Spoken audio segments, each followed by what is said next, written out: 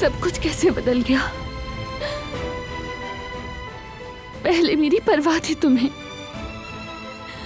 मुझे कुछ होने नहीं देते थे। अब तुम मेरी तरफ देखते भी नहीं हो।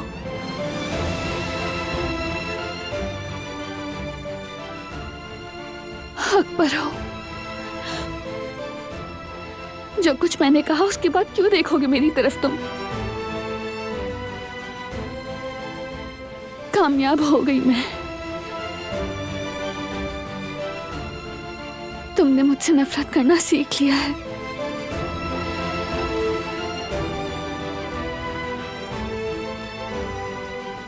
सबसे ज्यादा दुख देने वाली बात खुद ही कर गुजरी मैं।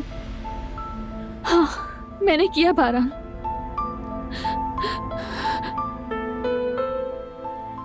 तुम्हारे लिए खुद को और तुम्हें दोनों को छोड़ दिया।